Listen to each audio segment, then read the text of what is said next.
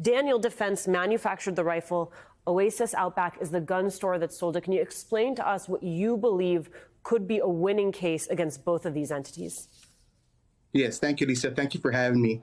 We feel it wasn't an accident that Mr. Ramos, the killer, Mr. Ramos, went into Oasis and looked for specifically for a Daniel Defense AR-15.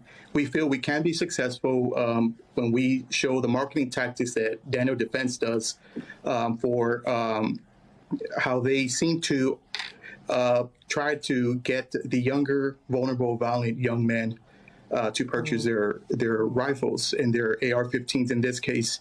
So we do feel there's a lot of red flags that were missed and that we feel that we can be successful.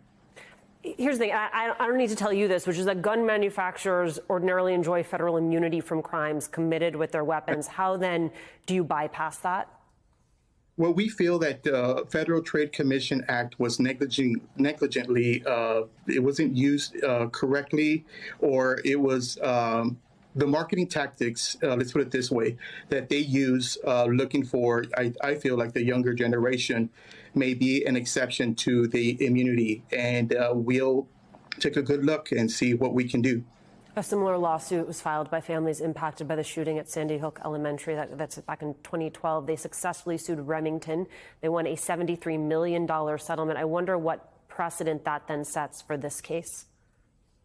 Well, that's certainly something that we are taking a look at, and we will follow to a certain extent. But in reality, we have a lot of questions. There's a lot of transparency that hasn't been given. We do feel that this militaristic imagery that Daniel Defense uses in their marketing ploys is troublesome to some degree. And again, this is the marketing tactics that we're taking a look at under the Daniel Defense manufacturing that we feel we can be successful. But to your point, there is some kind of precedent out there that we do intend to follow. There are a bunch of lawsuits going on, so I want you to try to help me understand some of them, if you can, understanding that you are not the lead on this, which is you have the city of Uvalde filing a lawsuit of its own, requesting the DA turn over investigation records in relation to the shooting. Can you give us a sense of what's happening there? Yeah, so what's happening is that we feel, in our opinion, what we know, that there's more transparency that's needed. We feel that the DA is trying to build a criminal, I think, this is just my opinion, a criminal case against certain peoples. So therefore, I think they're trying to, just not give all the evidence at this point.